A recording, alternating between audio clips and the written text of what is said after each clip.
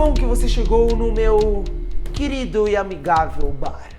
Estamos aqui para discutir um pouco sobre viagem no tempo e se é que essa obra da ficção científica realmente é ficção.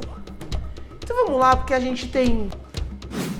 Não! Achava que ia ser um documentário que nem todos os outros? Não, esse aqui vai ser diferente, com um monte de piadas idiotas. Então vamos lá, porque a gente, como o relógio da sala nos diz, a gente tem pouco tempo. Não será tolerado as piadas idiotas.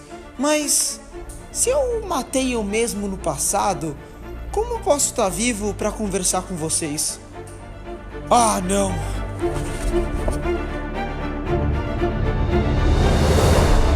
O tempo existe desde o início. Até porque a própria palavra início só existe por causa do tempo. O que é tempo, afinal? Não é algo físico que podemos tocar, parece ser algo que estamos presos. Será? É exatamente isso que vamos explorar. Veremos se viagem no tempo realmente é possível. Exploraremos além dos horizontes. Vamos solucionar paradoxos, entrar em buracos negros, atravessar buracos de minhocas, entender a formação das estrelas e, mais importante, viajar no tempo. Da viagem no tempo. Versão brasileira, Herbert. Todos nós sabemos que a gente tem um espaço em volta de nós. A gente pode se deslocar para frente, para trás, para o lado e para o outro lado. Também a gente pode ir para baixo e, se a gente for o Superman, no caso, a gente pode ir para cima. Mas tem uma coisa que a gente não consegue controlar: o tempo. Não importa o que, a gente não consegue mudar a direção do tempo. A gente está preso na única dimensão, para frente. Mas se a gente consegue se locomover pelo espaço, será que é loucura pensar que a gente consegue se locomover pelo tempo? Você não está pensando em 4 dimensões. Essa é a frase que o Doc Brown disse no filme De Volta para o Futuro. Mas isso é muito importante para a gente entender de viagem no tempo. Para entender um pouco mais, vamos falar da teoria da relatividade. A teoria da relatividade tem 2 partes: a teoria da relatividade geral e a teoria da relatividade restrita. Vamos começar pela restrita, que é a mais fácil. A teoria da relatividade restrita tem 2 postulados. O primeiro é que as leis da física são as mesmas para qualquer referencial inercial, ou seja, que não está nem acelerando ou desacelerando. Para entender isso, vamos pegar essa pedrinha e jogar pro alto. Nada de especial, não é mesmo? Mas e se a gente estivesse num carro com a velocidade constante? Estou agora andando num carro com uma velocidade constante. O que acontece se eu jogar a bolinha agora? Como você pode ver, a bolinha subiu e desceu normalmente. Ou seja, desde que eu esteja se movendo a uma velocidade constante ou parado, as leis da física agem do mesmo jeito.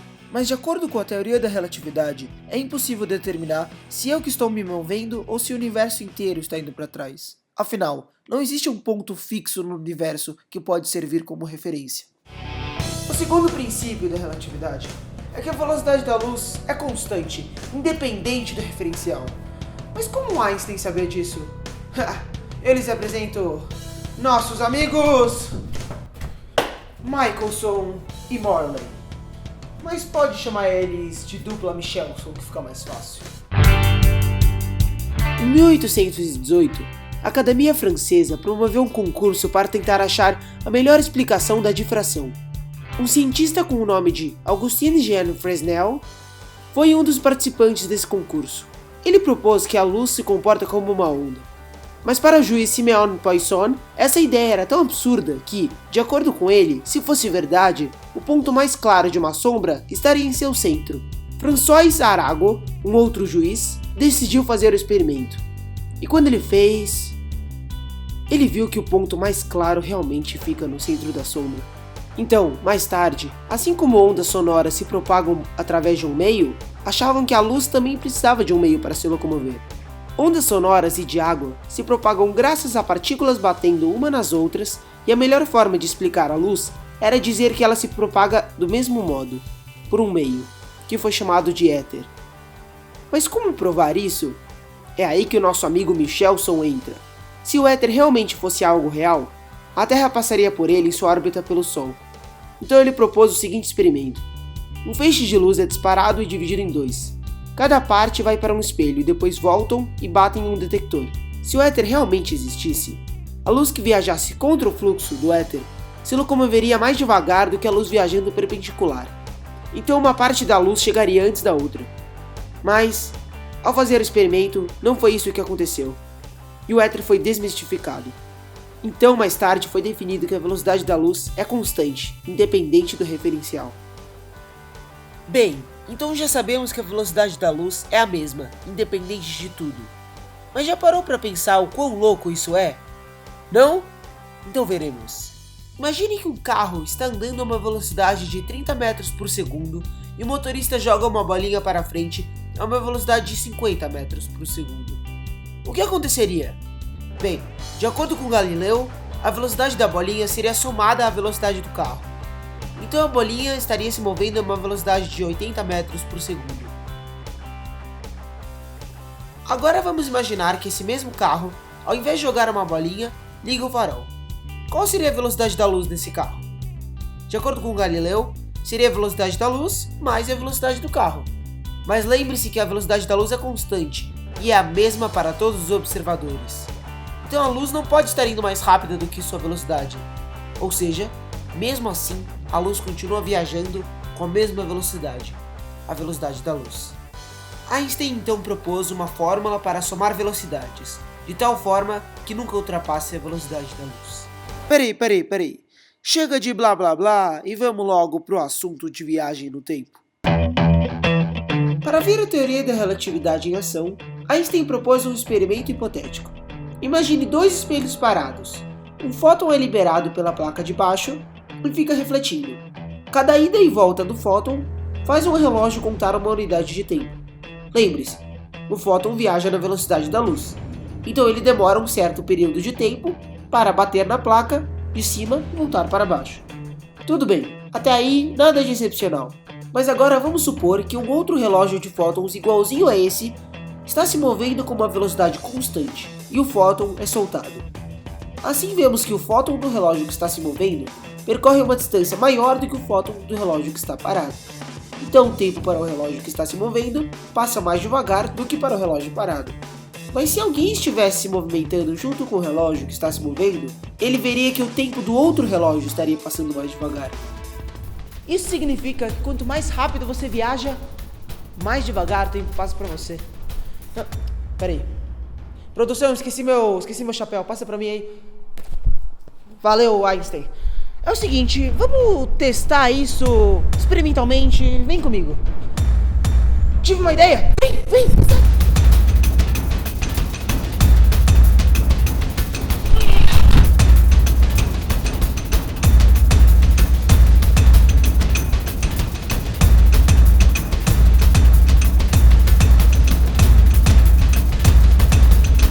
Estamos aqui nessa cabana pra ver esse querido capacitor de fluxo. Davi, acorda!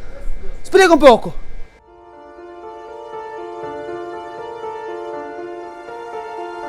Isso mesmo, o capacitor de fluxo é o que torna a viagem no tempo possível. E é isso que vai possibilitar vocês viajarem a 99% da velocidade da luz. Vocês vão ver a primeira simulação do mundo de uma viagem a 99% da velocidade da luz, 100% em escala. Prepare-se. Agora deixa eu deitar aqui para seguir o roteiro.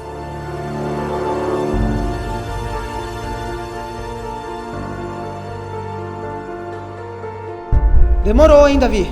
Tava na hora. Pra fazer essa experiência de viagem no tempo, pra você viajar no tempo e viajar a 99% da velocidade da luz, eu vou pegar 2 relógios. O meu e o seu relógio. Isso mesmo. O daquele canto da tela é o seu relógio e esse é o meu. Quando você voltar, a gente vai se encontrar de novo. E a gente vai ver se os relógios batem ou se eles passaram com um tempo diferente. Vamos ver se a viagem no tempo funcionou.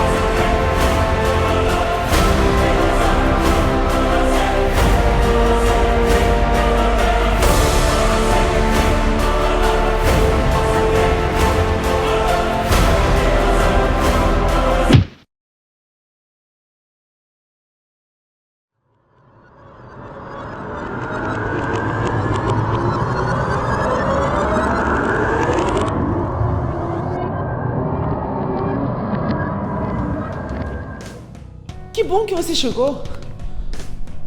Agora, a gente pode perceber que o meu relógio está mais adiantado do que o seu. Isso prova que Einstein estava certo na teoria da relatividade. Quanto mais rápido você vai, realmente, mais devagar o tempo fica.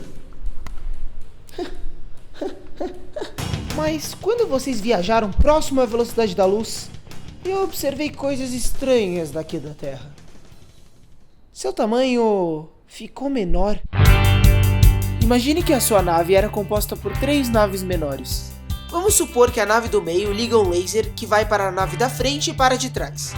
Para os motoristas, o tempo passa igualmente para as 3 naves. Mas para mim, que está observando de fora, o laser chega antes na nave de trás do que na nave da frente. Isso significa que o tempo para a nave da esquerda deve estar adiantado em relação ao tempo da nave direita.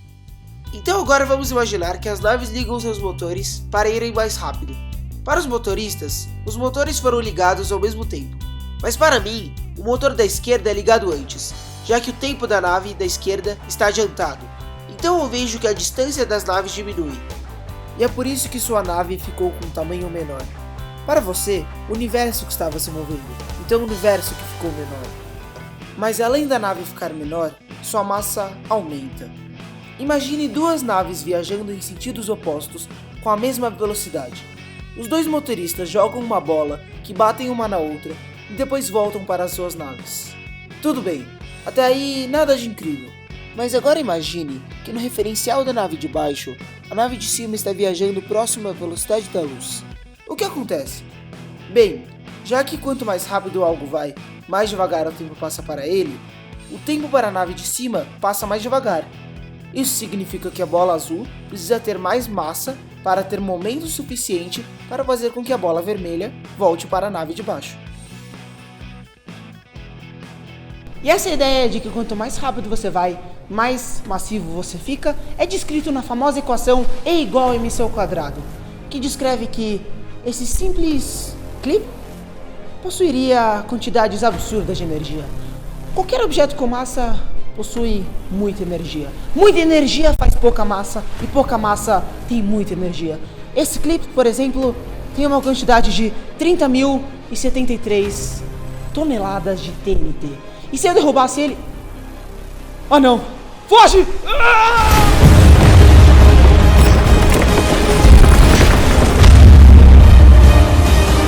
Mas se de acordo com a teoria da relatividade, era impossível dizer se você estava se movendo ou se o universo inteiro estava indo para trás?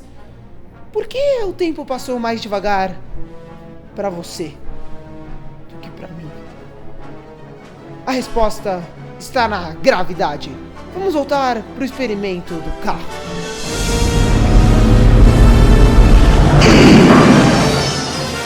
Estamos voando a quase 88 milhas por hora. A gente está bem rápido. E se a gente parar bruscamente enquanto a bolinha estiver no ar? Vocês já sabem, né? De acordo com a teoria da relatividade, é impossível determinar se eu realmente sofri uma desaceleração ou se, na verdade, eu e a bolinha fomos puxados por uma força gravitacional.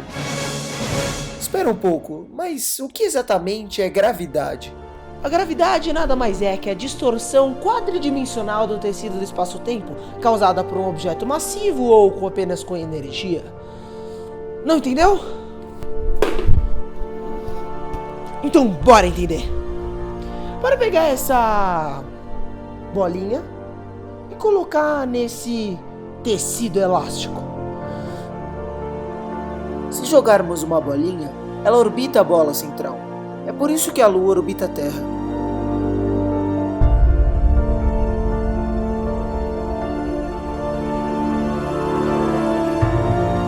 E no caso do nosso universo, o tecido é o próprio espaço. Qualquer objeto com energia distorce o tecido do espaço-tempo.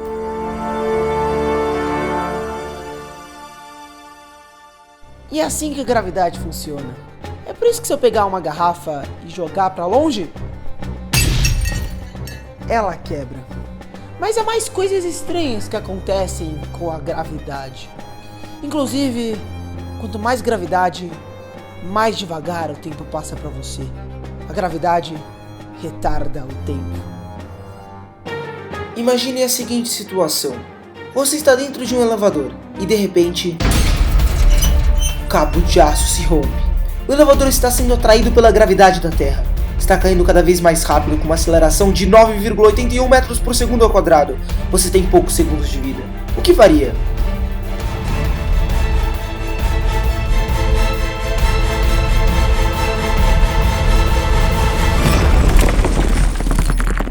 Morreria, é claro. Mas antes de morrer, você teria uma experiência incrível de gravidade zero. Por quê? Porque tudo cai com a mesma velocidade. Por exemplo, se eu soltar uma bolinha de ping-pong e uma bola de boliche, as duas chegarão ao chão ao mesmo tempo, mesmo que uma delas é muito mais pesada que a outra. Uma pena só demora mais para cair no chão, comparado com uma bola de boliche, por causa da resistência do ar. Mas se removêssemos todo o ar, veríamos que na verdade os dois objetos chegam no chão ao mesmo tempo.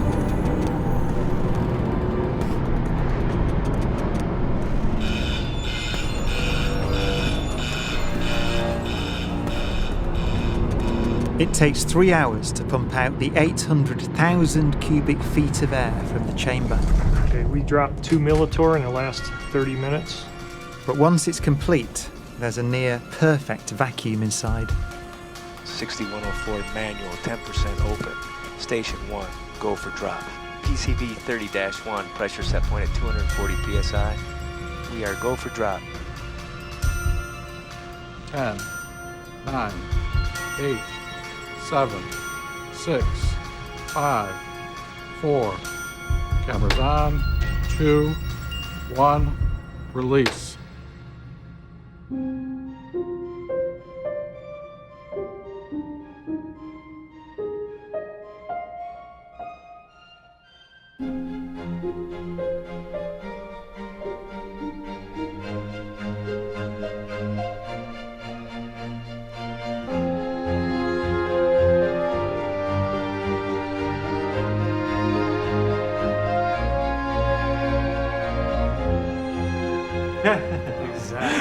Exactly. They came down exactly the same. Wow. Look. That's right there. Look at how they hit right there. Então, você estaria caindo com a mesma velocidade do que o elevador. Ou seja, seria como se você estivesse no espaço flutuando dentro de um elevador. Isso até você se espatifar e morrer, é claro. Mas enfim, o fato é que é impossível determinar se um objeto está parado ou se movimentando. E, como eu já expliquei, Também é impossível dizer se algo está acelerando ou sob a influência de uma força gravitacional. Então agora imagine que esse mesmo elevador está no espaço e tem um laser na parte de cima. Os fótons saem do laser e vão para um buraco na parte de baixo do elevador. Se esse elevador acelerar, a distância entre os fótons será maior na parte de cima do que na de baixo. Isso violaria a teoria da relatividade. Afinal, se você olhasse, descobriria que a caixa está acelerando e não sendo atraída por uma força gravitacional. Porque se a gravidade estivesse atraindo, todos os fótons chegariam na parte de baixo ao mesmo tempo. Mas lembre-se que, de acordo com a teoria da relatividade, é impossível determinar se algo está acelerando ou sujeito a uma força gravitacional. E agora, será que Einstein estava errado? Não. Acontece que existe outra lei da física agindo aí. Quando algo acelera ou está sob uma força gravitacional, o tempo age de forma diferente. O tempo na parte de cima do elevador estaria passando mais rápido do que na parte de baixo. E essa mudança de tempo acontece de tal forma que o intervalo entre a emissão de um fóton e outro aconteçam uniformemente. Em outras palavras, o universo muda o tempo de tal forma para que seja impossível determinar se a caixa está acelerando ou sendo atraída por uma força gravitacional. Que universo, filha da mãe! Ufa! Acabamos de falar um pouco sobre a teoria da relatividade. E acabamos de provar que é possível viajar para o futuro. Basta se mover a uma velocidade próxima da luz, que o tempo para você passará mais devagar que para o resto do universo. Então você iria para o futuro em apenas alguns instantes. Infelizmente, é muito difícil viajar notavelmente para o futuro. Digo, você viaja no tempo toda vez que passeia com seu cachorro. Basta dar uma volta no quarteirão que o tempo para você passará 0,00003 segundos mais devagar em relação ao seu irmão que ficou em casa sentado no computador jogando Minecraft. Mas isso é muito pouco. Para viajar alguns anos, a gente teria que viajar muito rápido. Eu quero dizer, muito rápido mesmo. Só para você ter uma ideia, se quiséssemos viajar 30 anos para o futuro em apenas um segundo, a gente teria que viajar a uma velocidade de 99,9... esse número gigante aí, % da velocidade da luz. Sem contar que a gente teria que acelerar até essa velocidade. E se você fizer os cálculos, você vai ver que mesmo se a gente estivesse acelerando com uma velocidade de 3 vezes a aceleração da gravidade da Terra, ou seja, 3G, a gente demoraria quase 4 meses para atingir essa velocidade. E se a gente tentasse aumentar essa aceleração, a gente poderia desmaiar ou até mesmo morrer ou ficar inconsciente, porque o ser humano não consegue aguentar acelerações muito rápidas. Então talvez viajar para o futuro em apenas alguns instantes seja impossível por enquanto. Além disso, precisaríamos de muita energia. Quem sabe se a gente extraísse a energia de algo com massa, desse certo. Ou não. Mas e se ao invés de se mover a uma velocidade muito próxima da luz, a gente ficasse parado, próximo a um lugar com muita gravidade? Talvez em um buraco negro. Para entender o que é um buraco negro, vamos entender antes um pouco sobre a evolução estelar. Tudo começa com uma nuvem molecular. Os átomos de hidrogênio são unidos graças à força da gravidade, formando um aglomerado cada vez mais denso. À medida que esse aglomerado fica muito denso e comprimido, a temperatura aumenta drasticamente. Até esse momento podemos chamar de uma protoestrela, uma verdadeira estrela recém-nascida. O núcleo fica tão quente que os átomos de hidrogênio estão vibrando tanto, com tanta energia, que começa a chamada fusão nuclear. Esse nome dá medo, né? Mas relaxa, porque fica tudo bem com a nossa estrelinha. Quero dizer, as coisas ficam melhor ainda. É graças a esse fenômeno que a nossa estrela recém-nascida fica adulta, começando o estágio da sequência principal. Os núcleos dos átomos de hidrogênio se fundem, chocando uns nos outros e formando um outro elemento. Afinal, cada hidrogênio possui um próton em seu núcleo. E se unimos dois, chegamos a uma equação matemática muito complicada. 1 mais 1 é igual a 2. Formamos hélio, pois ele possui 2 prótons em seu núcleo. Essa fusão nuclear impede que a gravidade faça a estrela se colapsar, pois libera muita energia e calor, mantendo-a intacta. Até porque, lembre-se, as coisas quentes tendem a subir. Uma guerra entre a gravidade e o calor acontece dentro da nossa estrela. Depois dos átomos de hidrogênio se fundirem e um núcleo de hélio se formar, é a vez dos átomos de hélio se fundirem. E assim vai. Os átomos vão se fundindo e núcleos cada vez mais pesados vão sendo formados, até chegar no núcleo de ferro. O ferro, diferente dos outros elementos que formaram os núcleos anteriores, não libera energia quando se funde, muito pelo contrário, ele absorve. Então a estrela desesperada por energia colapsa nela mesma, pois não resiste à atração gravitacional e não está quente o suficiente para manter-se intacta. E agora, quem poderá ajudar nossa pobre estrelinha? Notícia boa, ela não precisa de ajuda. Está mais poderosa como nunca. Se a massa dela for grande o suficiente, ela pode se transformar em uma estrela de nêutrons ou em um buraco negro. O resultado é um ponto extremamente denso, chamado de singularidade. Quanto mais próximo você fica de um objeto, mais forte a gravidade atuará em você. Então, quanto mais próximo você fica de um buraco negro, mais intensa será a gravidade. E já que a gravidade faz o tempo passar mais devagar, quanto mais próximo você fica de um buraco negro, mais devagar o tempo passa para você. Mas um buraco negro possui tanta gravidade que tem um ponto sem retorno, também conhecido como horizonte de eventos. A partir desse ponto, a gravidade é tão forte que nem mesmo a luz consegue escapar seu campo gravitacional. E já que a velocidade da luz é a velocidade mais rápida do universo, nada escapa. Ou seja, se você ultrapassasse este ponto para um observador externo, você paralisaria no ar. Porque para alguém observando você entrar dentro do buraco negro, depois do horizonte de eventos, o tempo passa infinitamente devagar e a luz não consegue sair de lá. Então, para viajarmos no tempo, podemos orbitar um buraco negro.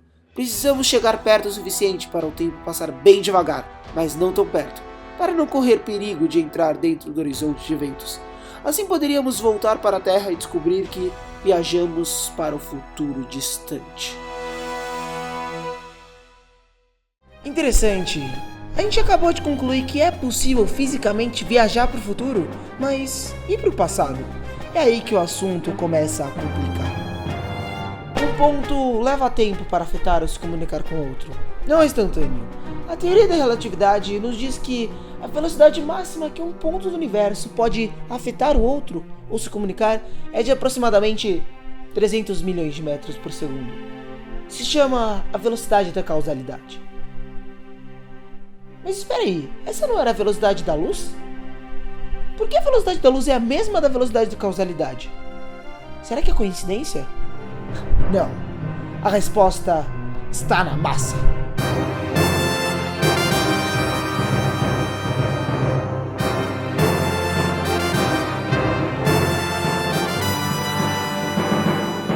A massa dificulta o movimento. É por isso que é mais fácil você empurrar uma bolinha de ping-pong do que um caminhão. E é por isso que nenhum objeto com massa consegue viajar a 100% da velocidade da luz. Porque há sempre um pouco de massa para dificultar seu movimento. Quanto mais rápido você tenta empurrar um objeto, quanto mais próximo da velocidade da luz você tenta empurrar ele, mais energia você precisa. E essa energia necessária cresce exponencialmente. É por isso que se você tentasse empurrar algo a 100% da velocidade da luz, você precisaria de infinita energia. E é claro que isso não é possível. Mas uma partícula de luz, um fóton de luz, não tem massa. Então ele viaja na máxima velocidade possível do universo. A velocidade da causalidade. A velocidade máxima que um ponto pode influenciar o outro. Então qualquer partícula sem massa viaja nessa velocidade. Já parou pra pensar o quão louco isso é? Isso quer dizer que o meu agora é diferente do seu agora, que é diferente do agora de qualquer outro ponto do universo. Os tempos podem passar mais rápido, mais devagar, mais adiantado ou mais atrasado. Então, o próprio palavra agora, o próprio presente, é moldada pela velocidade da causalidade. A própria velocidade da luz e a velocidade da causalidade são o que fazem o presente. Então, se você viajasse mais rápido que isso, você iria pro passado. Quanto mais rápido você viaja, mais devagar o tempo passa para você. E na velocidade da luz, o tempo simplesmente para. Então se você conseguisse viajar na velocidade da luz, você não sentiria tempo algum. E se de alguma maneira a gente conseguisse viajar mais rápido do que isso, mais rápido do que a luz, mais rápido do que a própria causa e efeito, a gente iria pro passado. O tempo estaria retrocedendo. Mas como a gente poderia viajar mais rápido que a velocidade da luz? Eu lhes apresento os buracos de minhocas. Buracos de minhoca são portais no espaço que dobram o tecido do espaço-tempo em uma dimensão superior para criar um atalho. Veja bem. Eu tenho um plano de encontrar o amor da minha vida, a Carolininha. O problema é que ela mora em outra galáxia. Para ser exato, ela mora a 10 bilhões de anos-luz daqui. Eu tô aqui no ponto A e eu quero chegar no ponto B. Ela tá numa galáxia bem distante. Se eu viajasse normalmente, quase na velocidade da luz, bem próximo, eu demoraria 10 bilhões de anos. Não é muito prático. Infelizmente, o espaço é grande.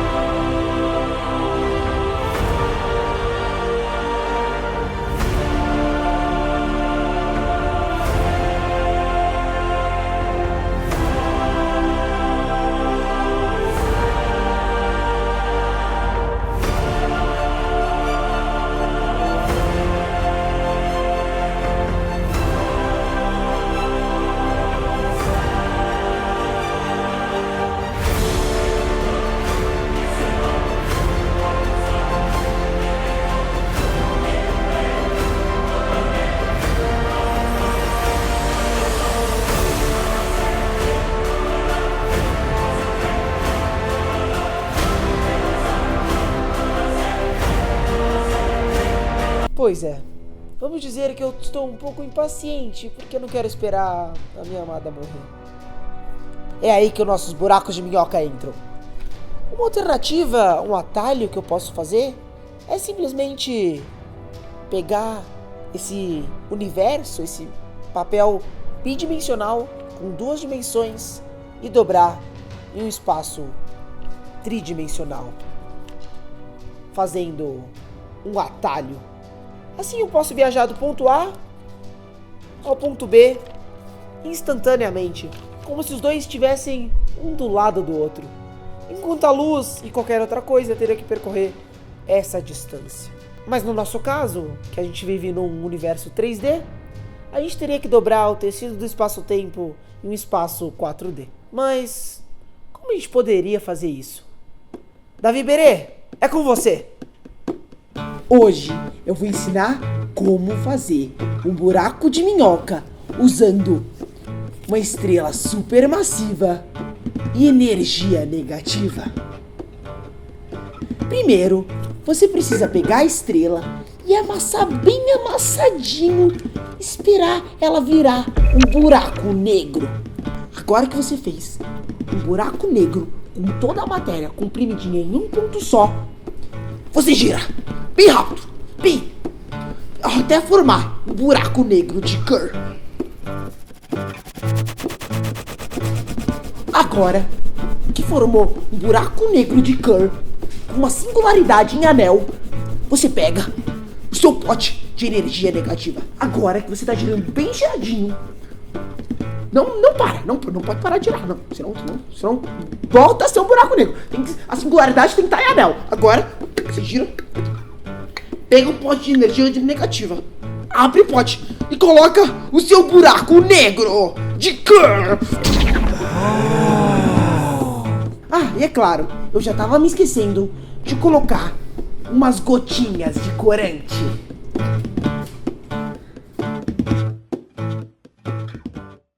Lembre-se, buracos de minhocas não violam a teoria da relatividade, porque a lei é que nada pode viajar pelo espaço mais rápido que a velocidade da luz. E, nesse caso, nada estaria fisicamente viajando mais rápido que a luz. Seria apenas um atalho de um ponto do espaço para o outro, que a luz demoraria mais tempo para percorrer. É meio que uma gambiarra que funciona muito bem. O problema é que viagens para o passado podem trazer inúmeros paradoxos. Pegue como exemplo o paradoxo do cientista maluco. Um cientista constrói uma máquina do tempo, um buraco de minhoca, que leva 1 hora para o passado.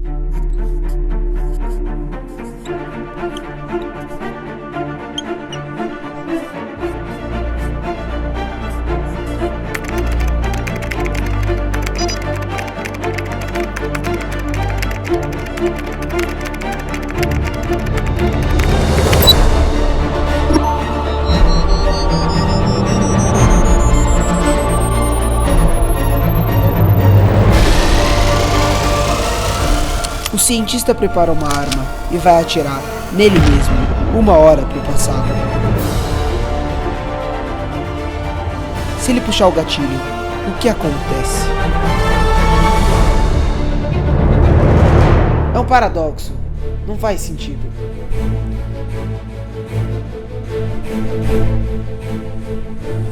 Espera aí. Então isso significa que eu não morri? Porque se eu matei eu mesmo no passado, significa que eu não podia estar vivo pra matar eu mesmo, que é um paradoxo. Pode continuar aí, filme, que você tá vivo no futuro. Relaxa aí, cara. É verdade. Então eu não morri no futuro? Que felicidade.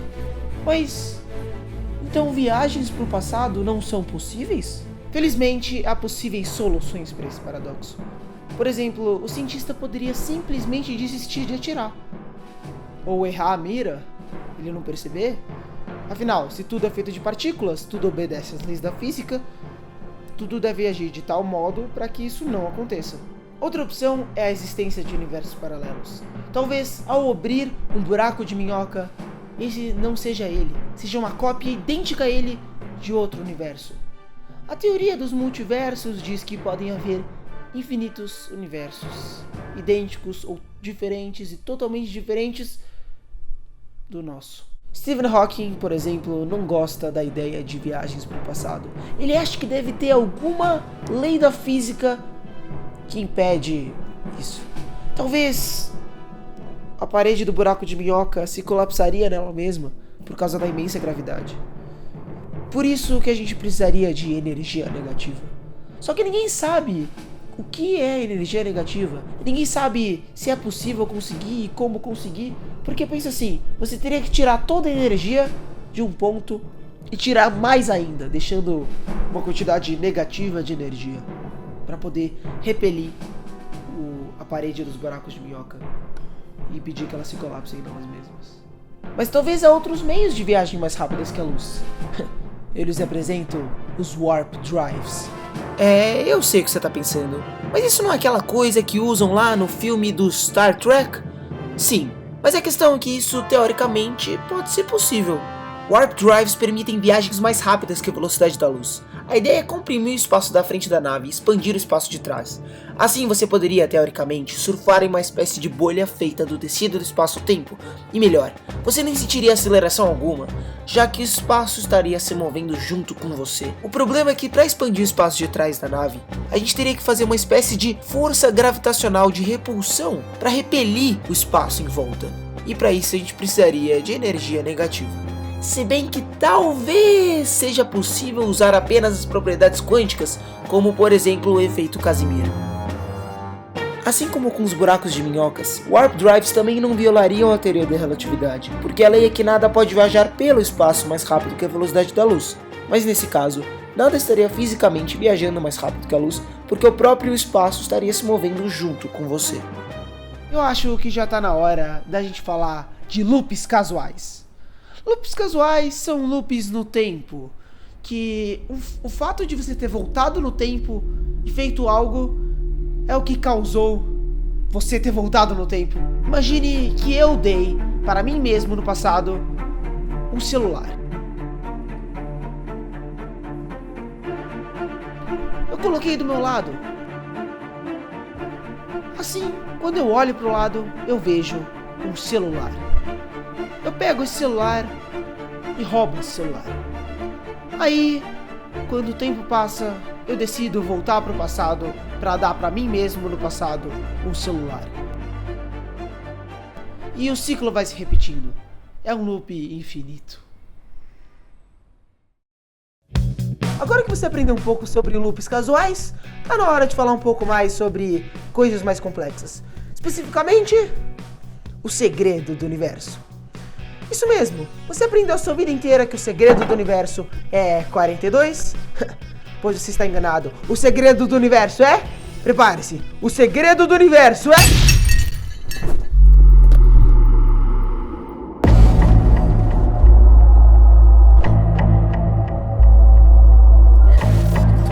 Dor de cabeça. O que eu tô fazendo aqui? frente? O que você tá fazendo aqui? Alex, o que eu tô fazendo aqui?